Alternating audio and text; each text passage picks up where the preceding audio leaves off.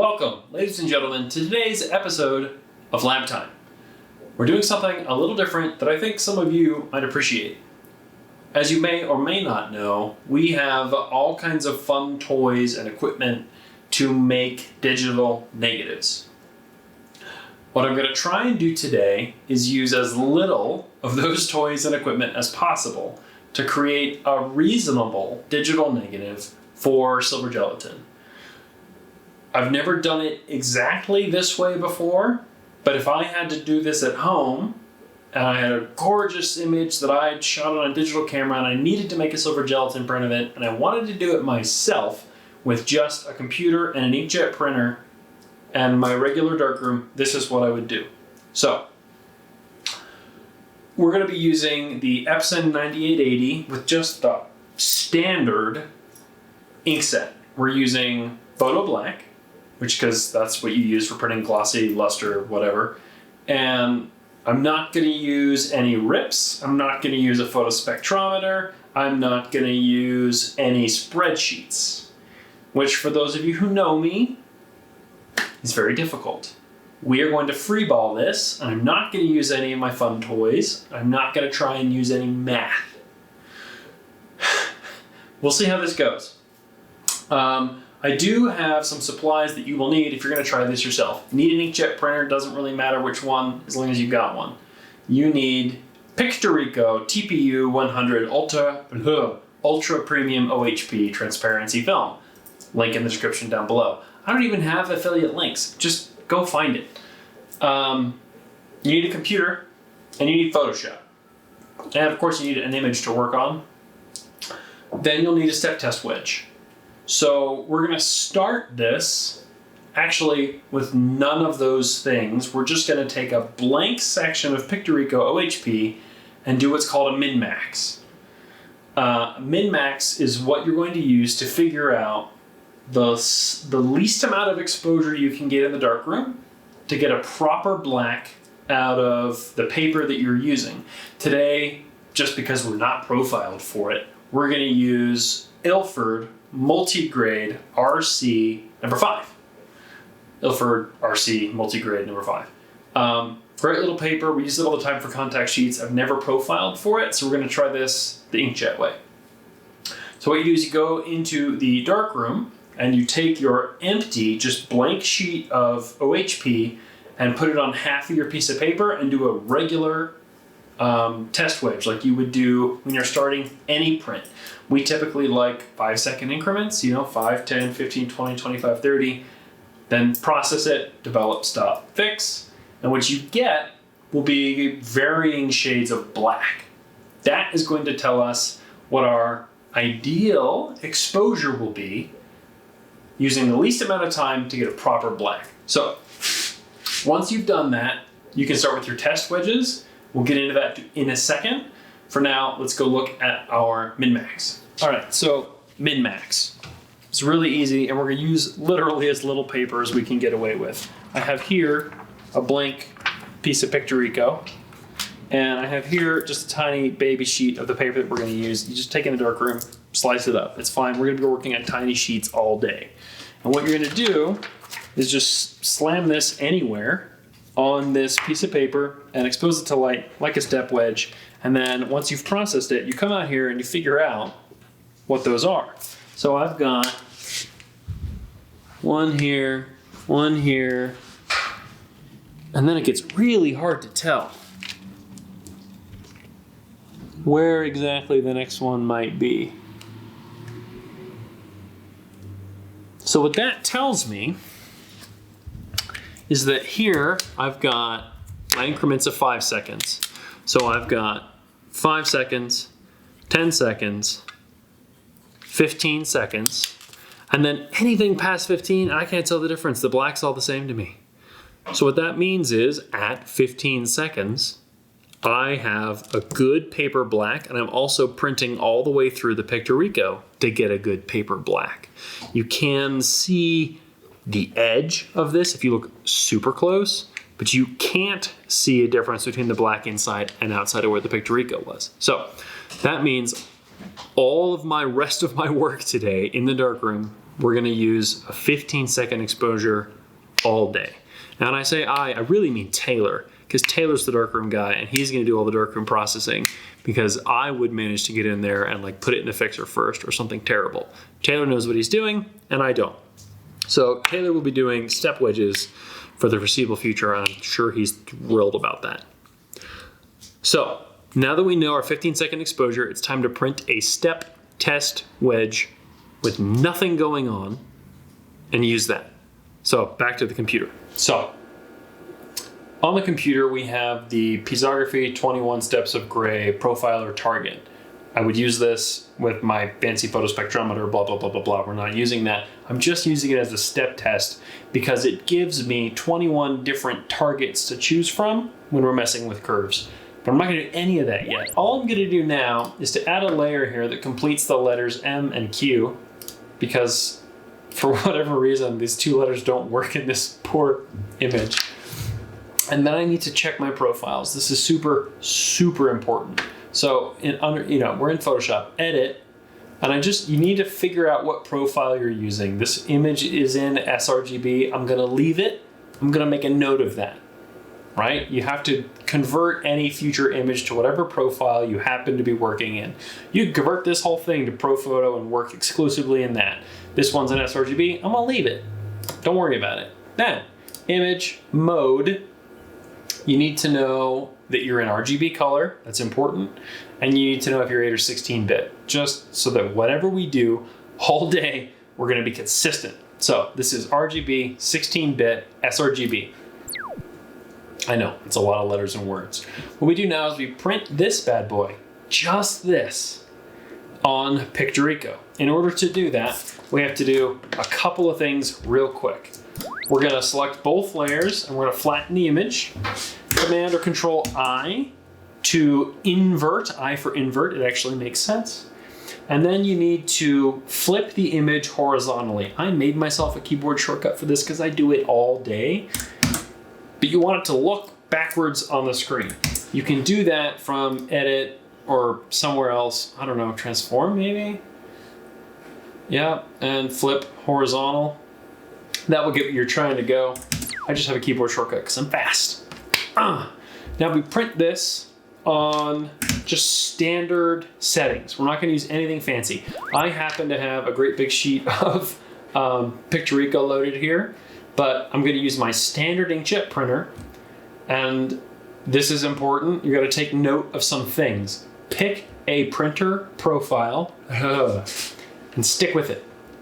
I found that the generic RGB profile will, 1, give me results that are pretty reasonable, and 2, is available across machines, across the spectrum. I don't have to go download fancy paper profiles anywhere. I could just use generic RGB profile. Make a note of that. I'm gonna send 16-bit data to this printer so that it doesn't band and do terrible things. I'm gonna go ahead and print in relative colorimetric with no black point compensation, and you run it. So that's all, that's it. Once you have that, you go print it at exactly 15 seconds in the darkroom. Ready, go.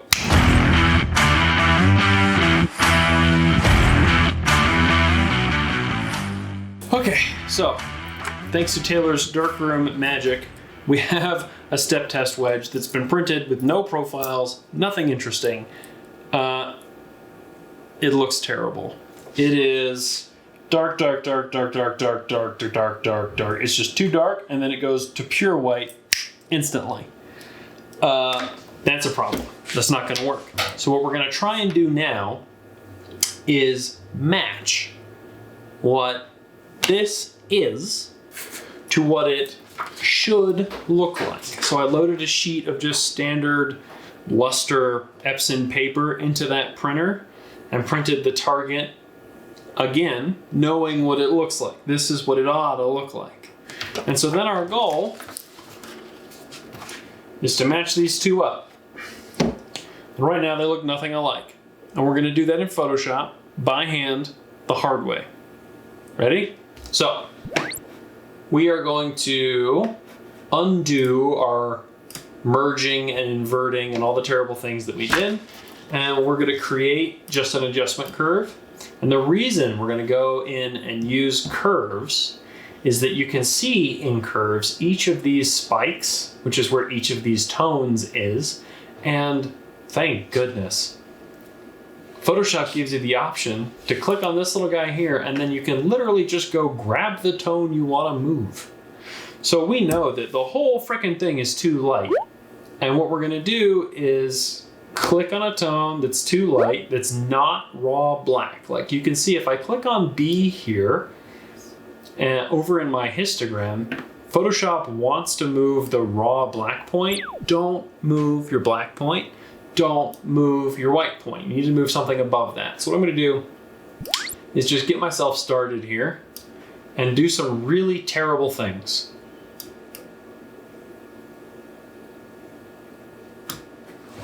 What I'm trying to do is look at the prints in my hands, not look at the screen, because the screen is going to lie to me all day. So what we're trying to do, right, is make this screen look awful so that the print looks correct.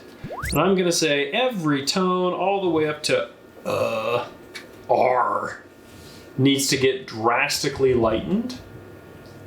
And then STU needs to be darker. So that's what you do. You come down here, you come over here, and you just start one little section at a time. Grab, say, D, make it lighter. Grab, say, F, make it lighter. Grab, say, whatever, make it lighter until you feel like you have some inkling of where you're going. Big steps at the beginning are okay because we're doing some truly awful things to these images. So let me work on this for a minute and we'll just see what we're going to go ahead and get ourselves into. So stand by. Let's see.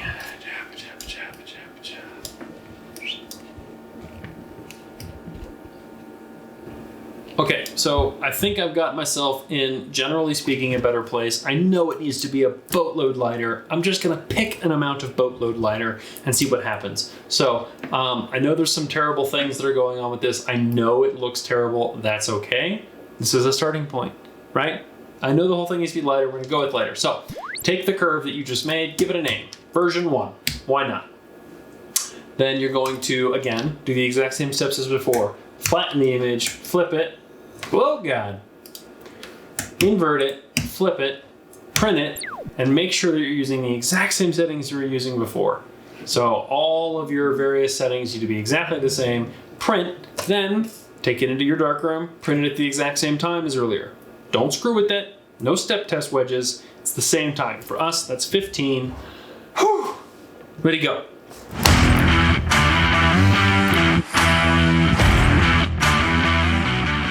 Okay, so Taylor's made another step test wedge. I spazzed out a little bit and made this a slightly different size than normal because reasons. But what I can see, just looking at the two side by side, is we're much closer than we were. So I'm gonna go through all of those steps all over again and come up with another curve. Okay, truth to be told, I've already done that. So I made a curve, we printed it, I come back here, I compare not only these two to see if I've made progress in the right direction, but I compare it to what I know the image should look like. And then we go through and change it again. So A is black, black is black, don't worry about it. B's close, C's too dark, D's too dark, E's too dark, F's too dark, right? And you just go through and just one by one. It helps a lot to have another person help you, but you can just write them down or do them one tone at a time and figure out what you have to do. So I've made another curve. We'll switch to Photoshop. Here is the first curve that I made. You can see where all of these tones are.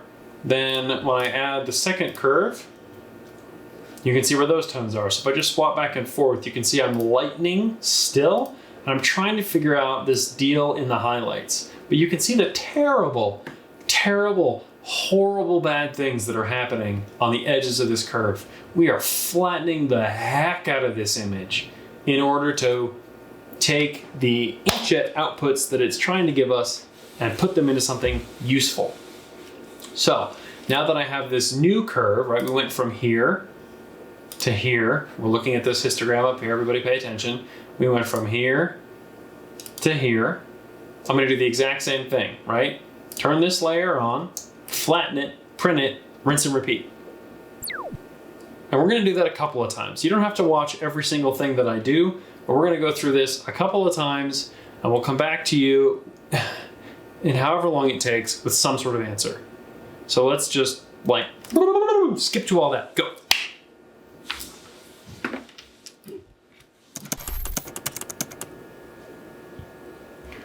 Okay, it is now sometime later.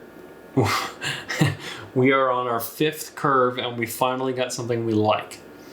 I'll show you the prints first. It's hard to tell because they're small, but basically, and I've trimmed off the top of these so that I can actually get them to where I'm trying to go with them. And we tried to make them the same size.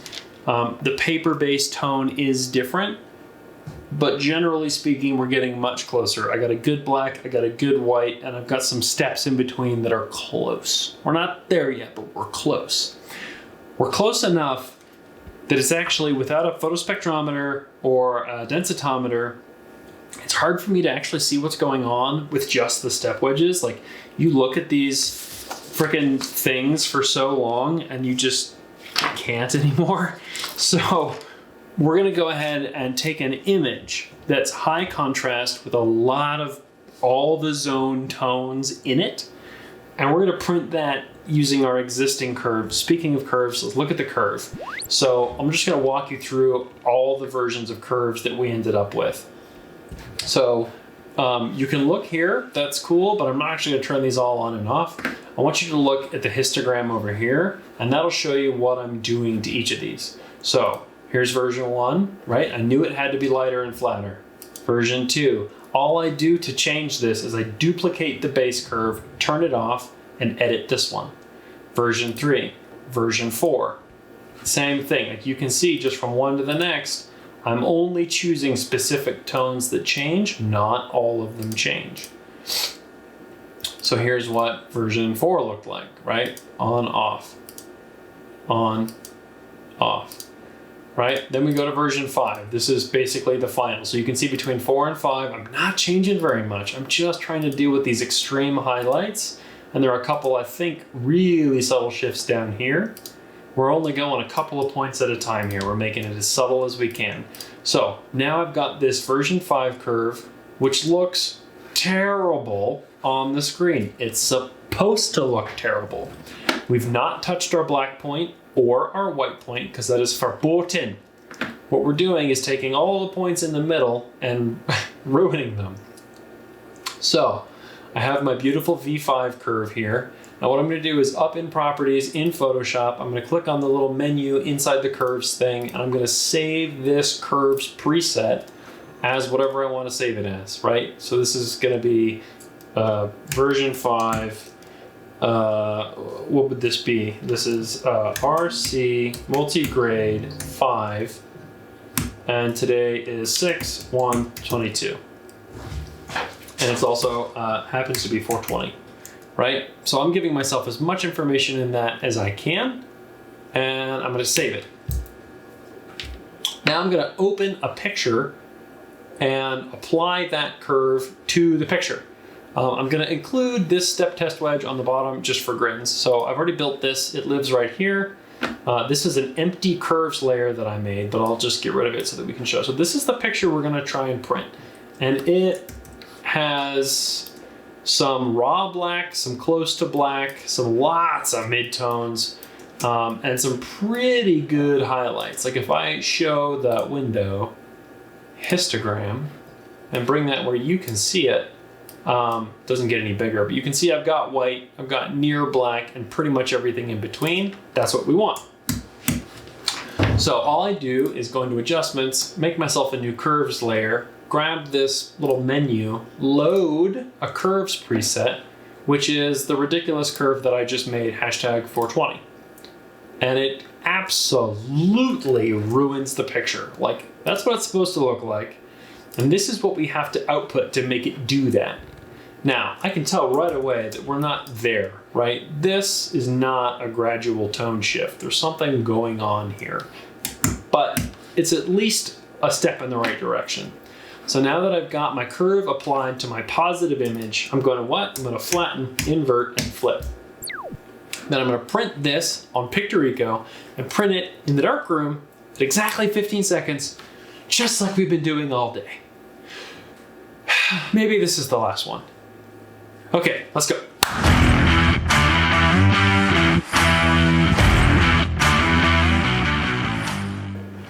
One thing that's really important to note once you've got a new image loaded is that you remember all of those things we talked about at the beginning where it was like you got your paper profile, you got your image profile, blah, blah, blah, blah. You need to make sure those are all the same. And if they're not the same, you need to make them the same. Because if you try and print this new image using a different paper profile or using a different color profile or with accidentally black point compensation turned on, it's going to be totally ruined. So go through for sure, double check. So edit, convert to profile.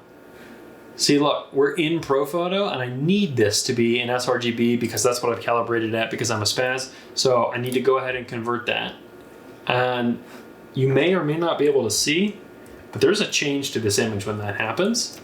So, and then image mode, make sure we're still in RGB, 16-bit. That'll be just fine. Then you go print and you make your negative. With all the same settings you were using before, very important.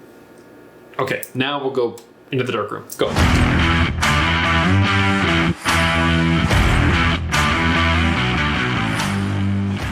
Okay.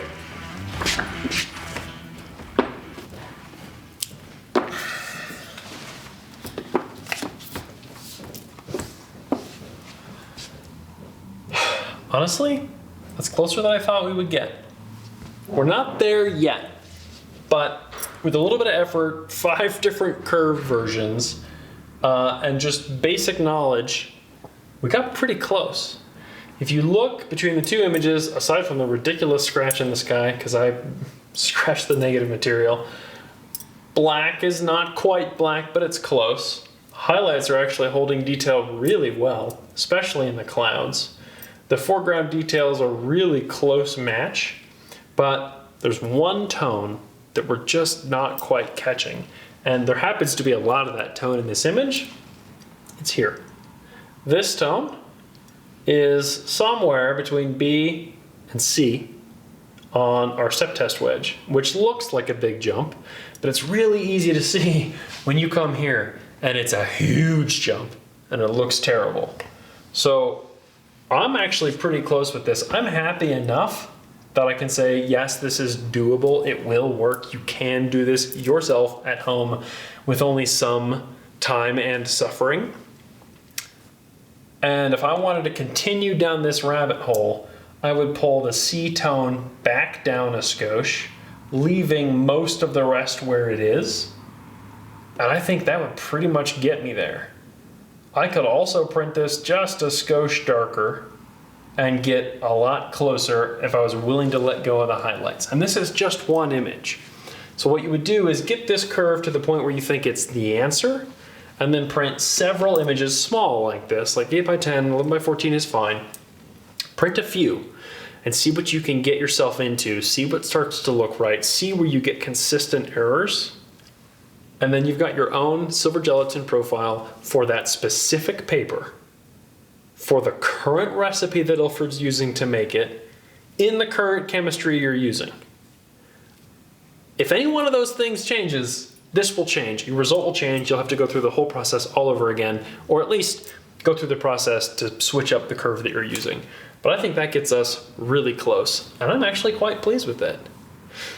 I'm gonna find a place in the description. I'm gonna link the curve that I built for this that works on this printer with this paper that at least shows you a starting point. I'm not gonna go through and change the C tone. I'm just gonna leave it alone. But you can check it out, you can download it. I'll include any of the other assets like the piezo image. I'll include that in that link as well. It'll link to somewhere on our website. Feel free to go download those. Go do it yourself. Whew. You know, this actually took a really long time to shoot, and this video is not going to be that long, but it's a lot of work for us. So if you haven't already, hit that like button. Maybe consider subscribing. Last time I looked, we had 666 subscribers, which is a great number. But at 1,000, I'm going to do a print giveaway, and I'll give you the chance as a subscriber to get your own image printed in platinum. So subscribe or don't, whatever. See ya.